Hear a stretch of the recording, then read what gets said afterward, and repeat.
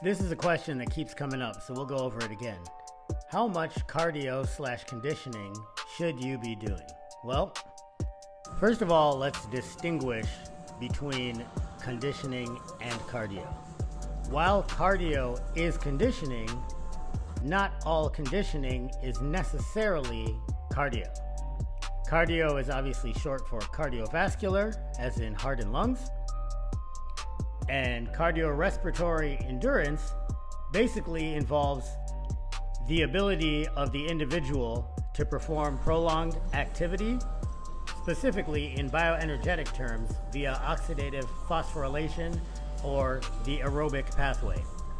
Just by merit of how biology functions, if you're performing an activity, cardio specifically refers more to the health/bioenergetics of the activity, whereas conditioning refers to what the activity is for. It's more sport specific. For instance, conditioning to become an infantryman or special operator is entirely different than conditioning for powerlifting, or conditioning to be a marathon runner, or conditioning to be an MMA fighter, or furthermore, conditioning your shins to be more durable. So to answer the how much conditioning should I be doing question, we have to first determine what the reason for your conditioning is. Are we actually just talking cardio for general health, or are we talking conditioning in the context of a sport? In terms of general health, it's pretty simple. Anything north of 3 times a week and 20, 30 or more minutes should generally suffice to improve your health. However, when we're talking about conditioning for sport, it becomes a completely different ballgame. Since I'm just speaking into the ether here and I don't have a specific sport that I'm talking to, what I'm going to explain instead is how you can kind of ballpark for your sport the amount of conditioning you need to do. So first of all, determine kind of how your sport indexes. So what I mean by that is it a strength sport?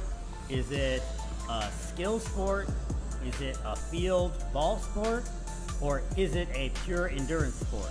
Or is it a hybrid type sport like CrossFit? Obviously, the more you index towards an actual endurance sport, the more conditioning you need, but you need a meaningful amount of conditioning for field sports as well. The more your sport indexes to skill or strength, the less general conditioning you need. And kind of in between those two values, the hybrid athlete needs a decent amount of conditioning, but for the purposes of improving work capacity. In other words, being able to do other things more often in a state of fatigue. Now, the next thing to consider is your competition season.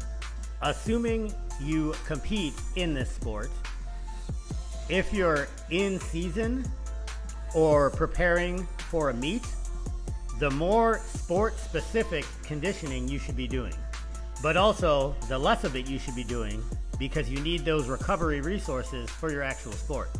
Conversely, in the off-season, that's when you do the majority of your base building, and that's when you can focus on higher frequency and durations of general conditioning when it won't detract from your sport-specific high-end strength or skill that you need in season or for your meets. So the short answer is it's not the same amount year-round So the short answer is it varies. For me, since I'm a retired warfighter and every other athletic thing I do pretty much as a hobbyist at this point, not as a competitive athlete. I do conditioning every day just to index towards the health aspect. That would be suboptimal for most sport specificity. That being said, it is still generally beneficial to most, just not as beneficial as it could be if I indexed towards training specifically for, say, MMA.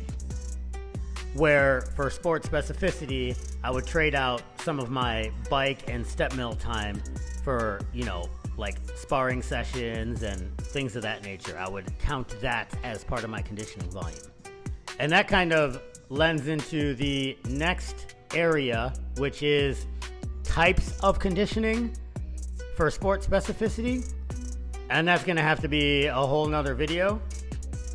But the short answer is, for how much conditioning you should be doing, find a conditioning means that you can somewhat put your sport into.